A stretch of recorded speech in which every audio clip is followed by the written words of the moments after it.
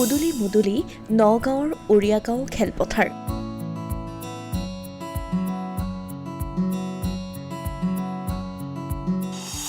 উৰিয়াগাঁৱত অসমী ভোগালী মেলাক লৈ ৰাইজৰ উৎসাহ।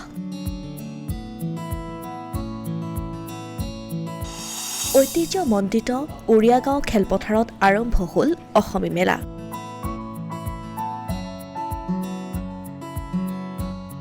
ভোগালী বিহু উৎসৱ উদযাপনৰ লগত সংগতি ৰাখি উৰিয়াগাঁৱত আৰম্ভ হৈছে ভোগালী মেলা।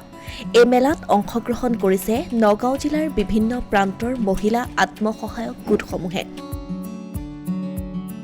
ভোগালী বিহু উপলক্ষে মহিলাসকলে বিহুৰ বিভিন্ন জলপান, বিহুৰ পিঠা আদি প্ৰস্তুত কৰি বিক্ৰীৰ বাবে সাজু কৰিছে মেলা বিপণীত। নগাঁও জিলা পৰিষদৰ কাৰ্যবাহী বিষয়া অনন্ত গগৈয়ে বুধবাৰে বিয়লি এই মেলা বিপণীসমূহ আনুষ্ঠানিকভাৱে মুকলি কৰে। জিলাখনৰ একাংশ মহিলা আত্মসহায়ক গোটে নিজৰ নিজৰ উৎপাদিত সামগ্ৰী অসমী ভোগালী মেলাত উপলব্ধ কৰিছে। থলুৱাভাৱে উৎপাদিত কাপোৰকে ধৰি বাঁহ, কাঠ, কুহিলা আদিৰে তৈয়াৰ কৰা আচবাবসমূহ বিক্ৰীৰ বাবে আনিছে বিপণীসমূহলৈ। সিমানেই নহয়, বিহুৰ পিঠা-পনাৰ ক্ষেত্ৰতো আগবাঢ়ি আহিছে অসমীয়া মহিলা। অসম ৰাজ্যিক গ্ৰামীণ জীৱিকা অভিযানৰ উদ্যোগত বৃহত্তৰ উৰিয়াগাঁও অঞ্চলৰ এই যি প্ৰাণকেন্দ্ৰ উৰিয়াগাঁও খেলপথাৰত আজিৰ পৰা উৰুকাৰ দিনালৈকে এখন তেখেতসকলে আমাৰ মেলা লগাইছে। আমাৰ যিসকল থলুৱা শিপিনী, তেখেতসকল থলুৱা যি উৎপাদিত সামগ্ৰী আছে, এই সামগ্ৰীসমূহ ইয়াতে বিক্ৰী কৰাৰ কাৰণে ব্যৱস্থা কৰিছে। প্ৰতি বৰ্ষৰ দৰে এইবাৰ হৈছে আৰু এইবাৰ অলপ বেছি উলহ মালহেৰে হৈছে, কাৰণ এই খেলপথাৰখন আমি ইতিমধ্যেই ৰাষ্ট্ৰীয় ঘাইপথ প্ৰাধিকৰণৰ পৰা মুকলি কৰি লৈছোঁ। আপোনালোক সকলোৱে জানে, উৰিয়াগাঁও আঞ্চলিক উন্নয়ন সমিতিকে প্ৰমুখ কৰি সকলো সংস্থাই ইয়াতে সহযোগিতা আগবঢ়াইছে।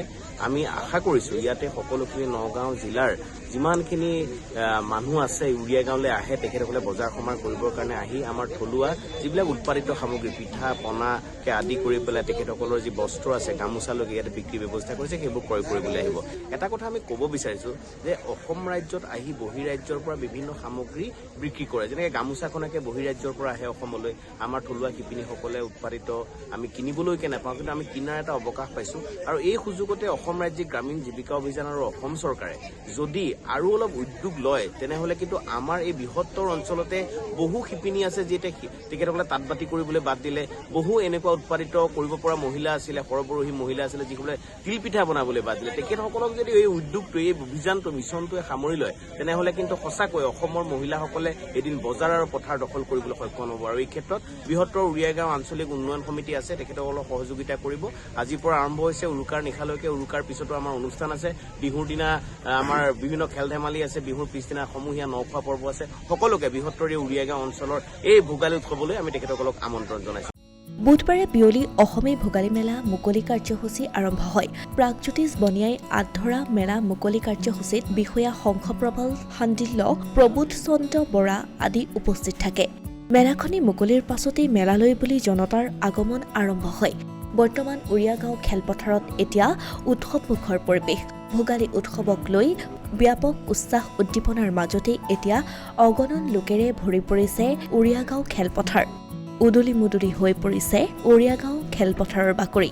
অসমীয়া প্ৰতিদিন ডিজিটেল সংবাদ, নগাঁও।